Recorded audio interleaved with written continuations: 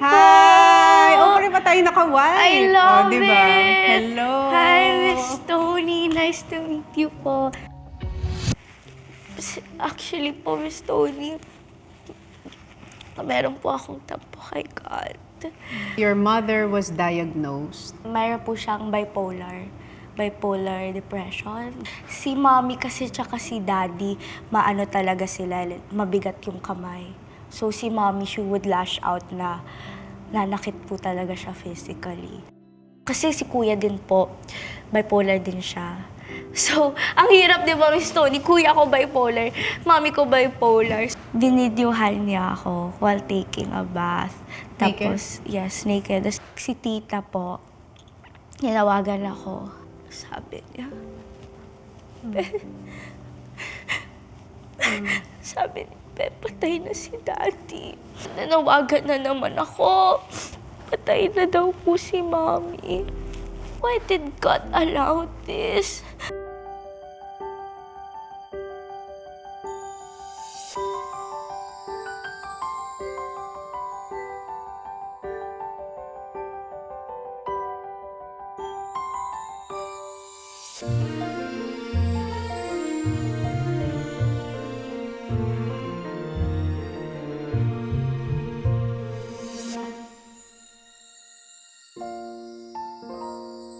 May nalaman ako na nagvi-vision board ka?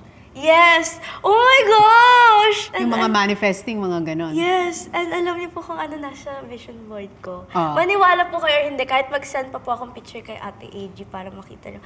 Nandun po yung Tony Talks, tapos in-edit ko po talaga siya. Oh, bakit mo gustong i-share yung story mo? Yun, kasi anong gusto mong malaman ng mga viewers at saka yung mga sumusunod sa'yo? Gusto ko po malaman nila na marami po akong pinagdaanan growing up. Like, people would think kasi na sobrang swerte naman niya. And siguro nga sobrang swerte ko kasi nagigising po ako na I don't need to worry what I'll eat. Sa school naman, wala akong problem. Like, everything was handed to me growing up. Paano mo i-describe yung life nung bata ka? It was very dysfunctional. Parang growing up, hindi ako masyadong naka-feel ng love sa parents ko. Parang yeah, they're there, they provide for us.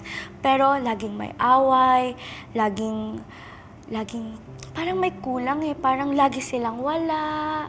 Your mother was diagnosed.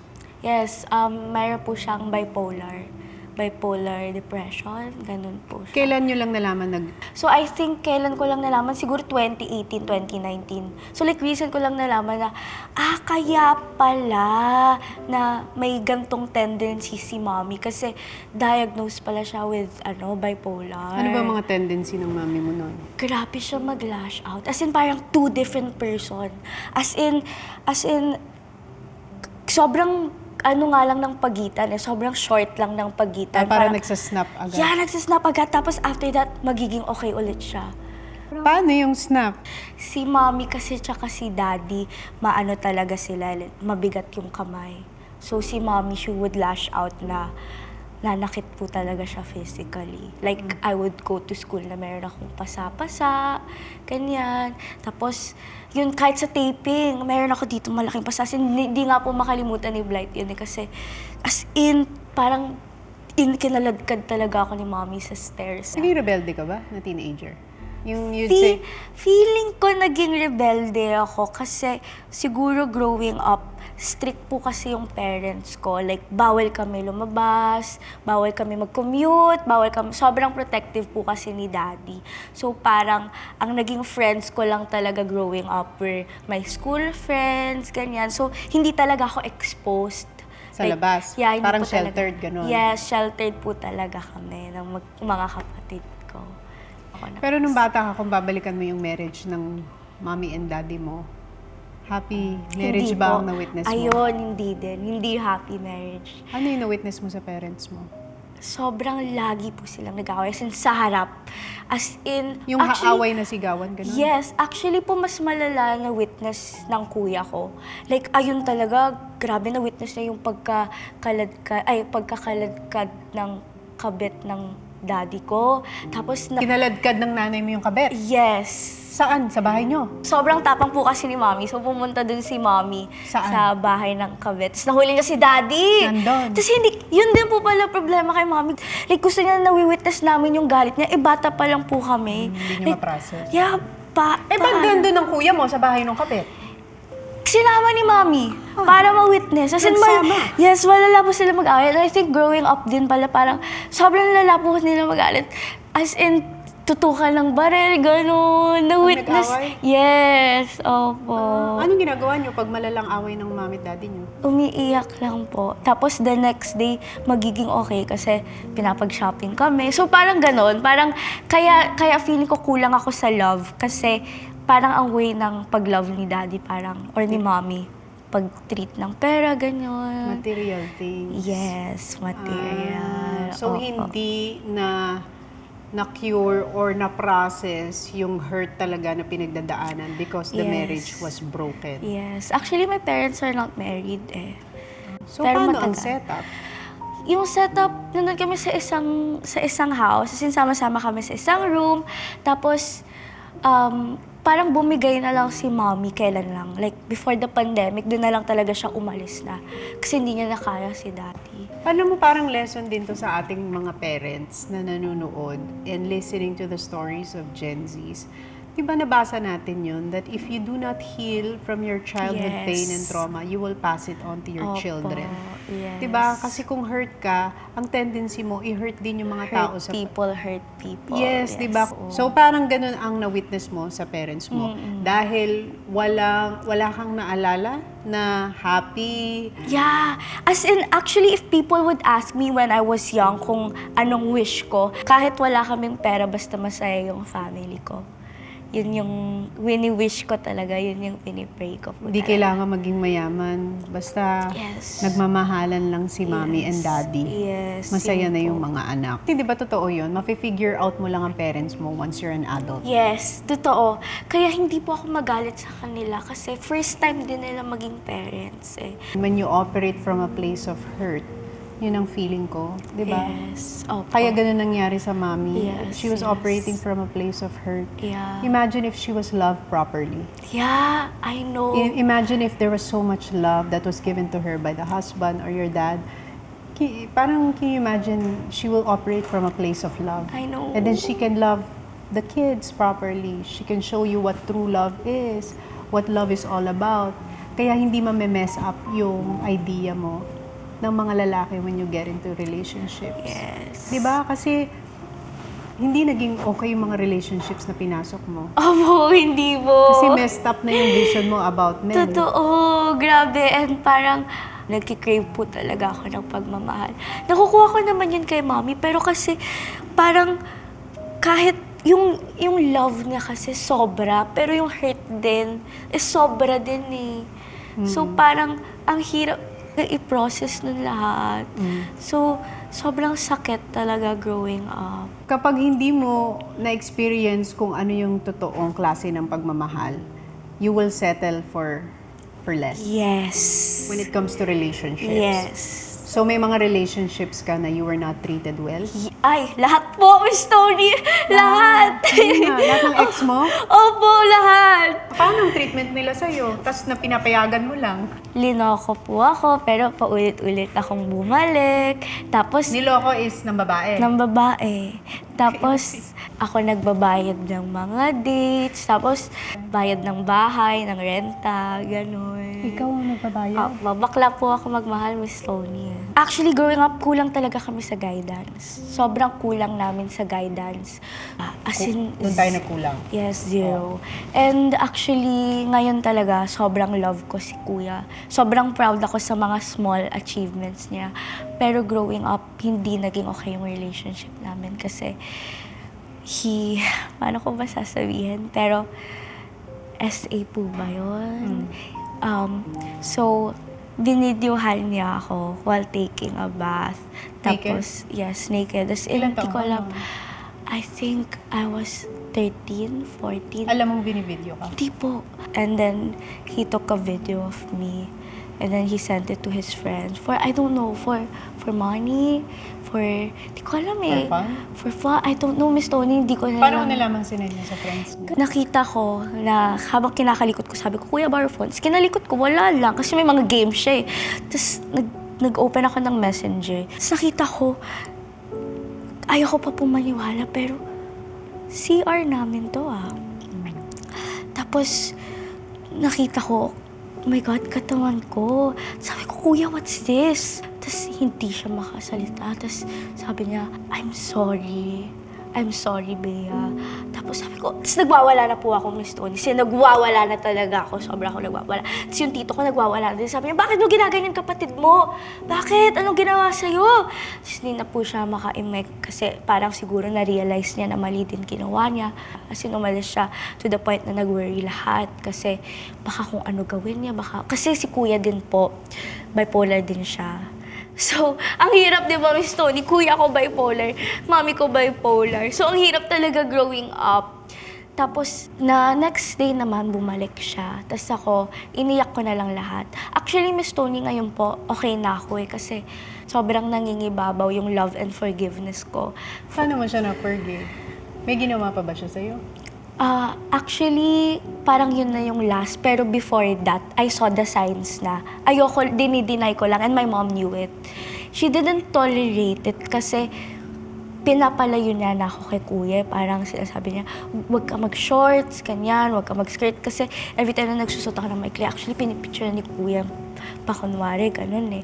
Tapos, pagkatulog ako, hinahawakan, oh my God, tapos nagagalit ako, parang nagigising ako na, oh my God, don't do that. Hinahawakan ka inappropriately? Yes. Paano matitigil yun? Palaban din po kasi ako. Sumisigaw talaga ako to the point na parang may makakarinig sa amin. And si kuya kasi growing up, he was lonely then. He was depressed. Parang lalaki eh. So parang nag-crave din siya ng female validation siguro. So parang feeling ko, lalabas niya sa akin yun. Pero yun nga, the next day, parang bumalik si kuya. Tapos, tinatanong na nila, sabi ng family ko, sabi ng mom ko, dad ko, Bea, ano gusto mo ba ipakulong si kuya mo? Tara na, pablotter na natin. Ganyan. Sabi ko, hindi po, wag na. Ipa-check niyo na lang si kuya kasi feeling ko if normal naman siya or hindi kami ganun lumaki na kulang kami sa love, feeling ko hindi niya naman gagawin yun. Nag-usap na kayo ng kuya mo about it? Yes, nag-usap na kami and I feel like kasi I've been holding it so parang gusto ko nang set free yun eh. Kasi love na love ko pa rin yung kuya ko and after that incident wala na po nangyari. Sobrang bumawi po siya sa akin like in ways that he could. But would you say nag-heal ka na from that? I think Miss Tony, nag-heal na talaga ako from that. Pero siguro meron pa rin akong pagtampo sa kanya kasi hindi ko talaga alam anong ginawa ko para gawin yon. Pero like looking back, hindi na sumisikip yung dibdib ko eh. Like kasi before talaga, nung hindi pa ako okay, every time I think about it, hindi ko nga siya maisip eh. Like as in, sumisikip talaga dibdib ko, nanginginig ako. Trauma po talaga. Ito Trauma yung po. sinasabi nilang PTSD, di ba? I think, Post-traumatic stress disorder. you know what, Miss Tony, I never got checked for it. Siguro baka dapat magpa-therapy ka din, I no? feel like, Diba? yes. Kasi talk therapy, when you talk about things that happened to you in the past, it liberates you, it frees you. It also gives you a sense of perspective na, okay, when I talk about it, may mga realization ka, diba? Yes, I've yes. done this or now moving forward, ito na ang gagawin ko. That's the purpose of talking about the Yes, experience. It yes. also helps you heal. But eventually, yung parang to fully cope and to be whole again, parang kailangan ng step-by-step process to help you. Yes. Paano mo na-handle yung pag-pass away ng daddy and ng mommy na magkasunod na year? Actually, hindi nga 1 year eh. 5 months. Oh my gosh, months. 5 months po, Miss Tony. Paano mo in-handle yun at a young age? You lost both your parents. Hindi ko po siya hinandle ng well, Miss Tony. As in, lahat ng nagre-remind sa akin about my parents, hindi ko hinarap. hindi ko po talaga hinarap. Ayoko pong harapin. So, Paano sinabi sa'yo na wala na yung daddy mo? na-hospitalize si daddy. Pero lagi siya nako-hospitalize. So, nakampante ako na okay lang to, wala to. It's just another hospitalization. The day before po, nag-video chat kami ni daddy. Tapos pinapakita ko pa sa kanya yung binibake ko. Sabi ko, Daddy, oh, look, oh. May binake ako. Sabi ko po, sorry, Miss Tony. Sabi ko sa kanya, magpagaling ka, Daddy, ha? Kasi titikman mo pa yung binake ko. Alam kasi ni Daddy na mahilig ako mag-bake. The next day, si tita po, ninawagan ako. Tapos alam niyo po yung sabi niya. Sabi niya, patay na si Daddy. Kasi kinagano na siya. 10, 9, 8. Kina-countdown na po siya, Miss Tony. Tapos, ang sakit nun kasi sa call, like, I wasn't there. And it was COVID kasi. So, sobrang hirap. And then, actually, sobrang similar na nangyari sa mom ko. Na yun na naman. Yung time na yun ako naman, nasa taping ako. Tapos na may nanawagan na naman ako. Tapos nung una, in denial ako. Like sabi, "Uy, mami mo, in hospital, na heart attack." Sabi ko, hindi, wala yan. Sabi ko, 5 months ago lang namatay daddy mo. wala yan. Tapos, ayun po, same thing. As in, same na same. Video chat, 10. Yung ganun po, 10, 9, 8. Tapos, ayun, sabi nila na patay na daw po si Mami. Parang okay na nga si Daddy. Parang ginawa ko na ngang motivation yung death ni Daddy. Kasi imagine niyo po, finals months ko yun. Pero humabol pa po ako sa pagiging Dean's Lister kasi promise ko, Daddy, may atinista ka na. Promise ko sa'yo, magiging Dean's Lister ako. Tapos ginawa ko, kinaya ko. Pero nung si Mommy, parang nag-shatter na po yung world ko. Sabi ko, ayoko na. Hindi ko na kaya. Ayoko na po talaga, Miss Tony. Parang gumuho po. Like, right in front of me, gumuho yung mundo ko. And yung masakit po doon, Miss Tony, is hindi ko po nakita si Mommy sa last days niya. Hindi ko din nakita si Daddy. Hindi ko man lang sila na-hug sa dying bed nila. Hindi ko man lang sila nasabi, "Ma, kumapit ka. Dad, kumapit ka." Hindi ko po sila na ganun, Miss Tony. And sobrang sakit talaga, Miss Tony, kasi actually po, Miss Tony, meron po akong tampo kay God. Kaya, nung first time ko po kayo makita, noon po ako ready na, sige na nga, open ko na yung heart ko kay God. May nakita tayo sa church. Yes. Opo, that's the first time ulit na I went to church.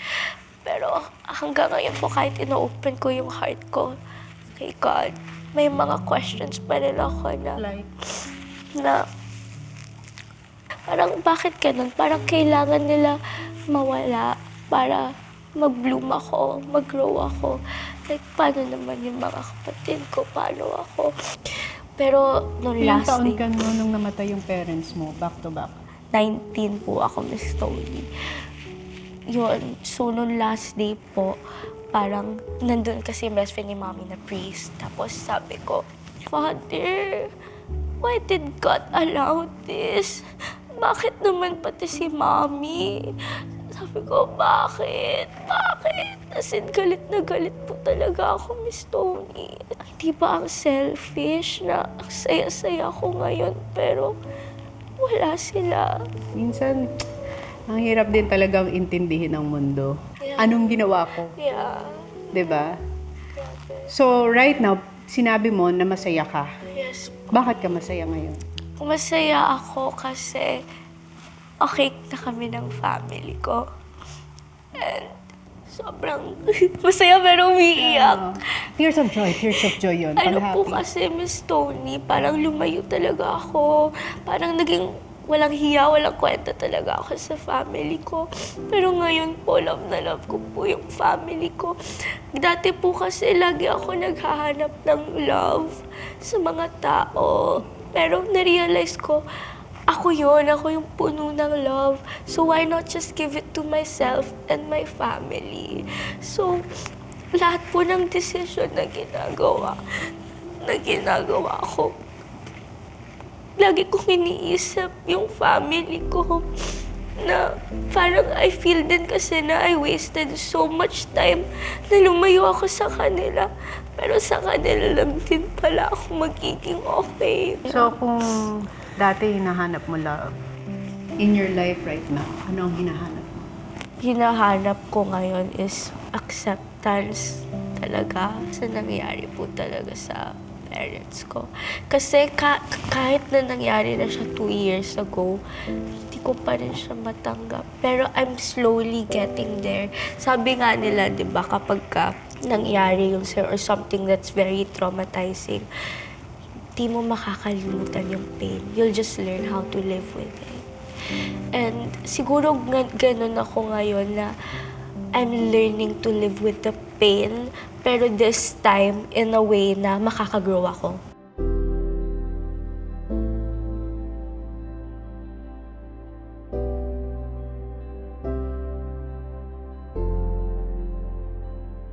Nag-meet na tayo! Yes! Alam niyo po, tinext ko si Ate Amy. Sabi ko, hala, nakakahiya kay Miss Tony kasi para kaming close. Parang nung in-approach kita, parang kilala na kita, parang close Hindi, na tayo. kasi yun yung sa church. Opo. Nasa lobby ako. Yes. Tapos tinawag mo ako, di ba? Ate Tin ba tawag mo? Oo. Ate Tin!